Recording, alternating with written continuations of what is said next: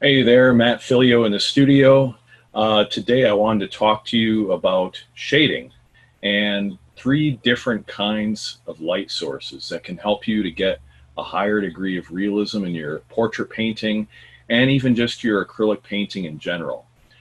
So today I'm going to show you one of my paintings and go over the three different kinds of light sources that if you're mindful of them and you employ them consciously in your painting, it's going to take it to a higher level. So let me switch over to the other camera. So here's my painting illustration of Acts chapter 3, where Peter and John raise up the lame man in front of the temple. Through the power of Jesus Christ, he's lifted up, a paralyzed man, no longer paralyzed anymore. But in this painting, there's a lot of interesting light occurring, especially here within the lame man.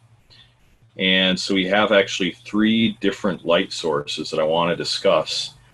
And again, if you're mindful of them and you think about how they're used based on your reference photo and you employ them within your painting, it can really give it a lot of depth and lifelikeness that makes a huge difference in the final result of your painting. So if you can see here, in fact, what I'm going to do is zoom in just a little bit more.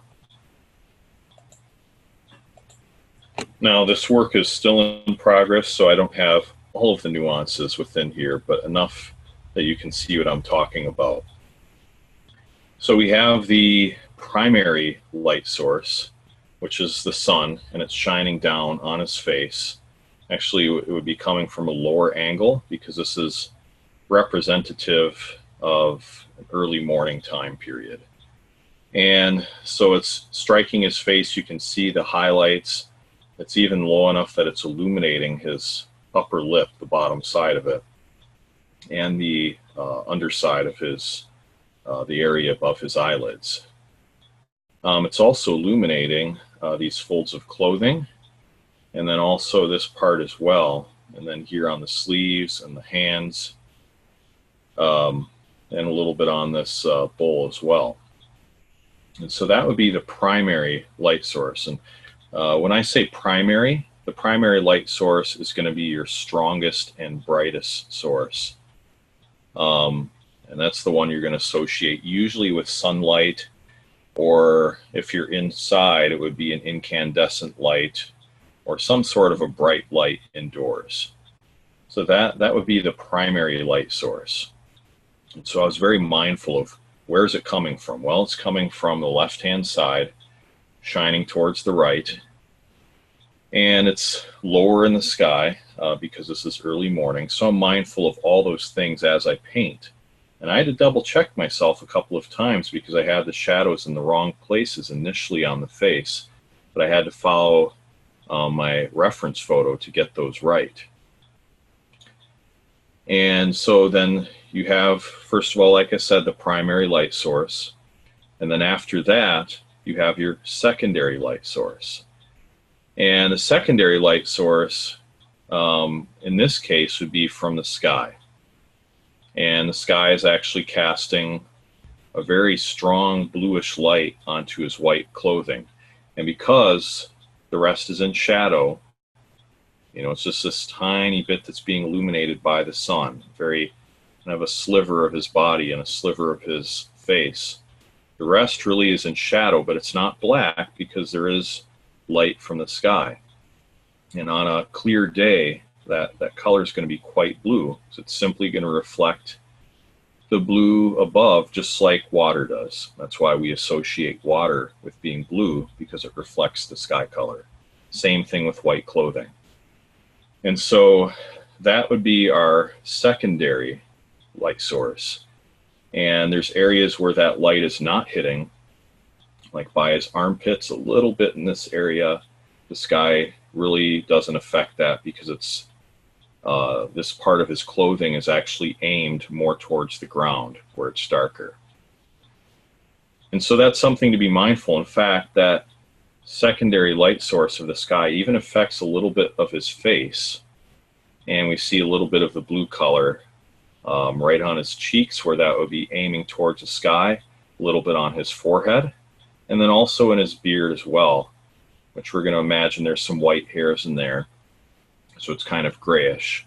And with that, then the color is going to be bluish because it's reflecting the sky. I even have a little bit of that secondary light source on this pottery as well, this bowl for his money. So all those things I kind of kept in mind as I did this. And that was based on my reference photo. And so here's my reference photo. And me and my friend actually dressed in the biblical clothing when the sun was low in the sky, and we posed for this to get the realism correct. You can see what I'm talking about here. Blue sky above reflecting onto his clothing. And then we have the direct light source here as well. And I'm just going to continue by showing you the photo in the last part of this discussion. So we discussed, first of all, primary light source. That would be this right here, all this light coloring on his clothing and then his face. Secondary, which would be the sky, reflecting onto his clothing with the blue and a little bit on his face as well. And then the third and final kind of light source that will help you with your shading is called reflected light source. It's the reflected light source. And that would be areas like right here, underneath the fold of his clothing, right here, where I'm circling. This is getting a reflection of light coming from his left leg, and the illuminated part of that is shining onto the clothing, and that's actually brightening up this whole area. And notice the difference in color. Whereas this is kind of bluish in color because it's reflecting from the sky, this is warmer in color because it's reflecting that bright light from the sun and back onto the fabric. Especially right here, it's very, very warm in tone. If I zoom up, you can see that pretty well. So that's something to be mindful of too. But again, that would be an example of reflected light. And so that can happen very easily. In many of your portraits, you'll see that all over. It'll reflect not only the light, but the coloring as well. I think we see a little bit of that here as well, but part of that is a translucency effect because the fabric is thin enough that the light is passing through that.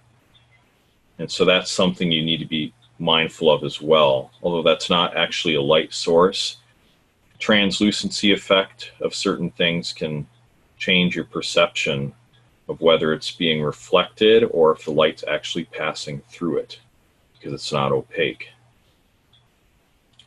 But that will give you some ideas right there as far as using these different light sources. So anyway, back to my painting here. Again, just to recap what I discussed, you have your primary light source. That's the brightest and usually the most interesting and dominant light source in your painting. You have your secondary light source, which is usually darker and often cooler in color. And then you have your reflected light, where you have light bouncing off of different objects that are illuminated by the primary and the secondary light sources. And again, if you capture these different aspects within your painting, it'll really improve your realism. And so anyway, hope this helps you today. And if you liked this video and if it was something useful to you, give it a thumbs up. And don't forget to subscribe to my YouTube channel here, and I'll be happy to send you more notifications when I have excellent videos like this that can help you in your realistic portrait painting. You can connect with me at mattphilleo.com and see more of my work there. And then I'm also developing a website called realisticacrylic.com, which is going to be geared exclusively to helping people with their realistic acrylic portrait painting and just getting you to a higher degree of realism in your portrait painting and specifically with acrylics. So anyway, have a blessed day and we will talk to you soon.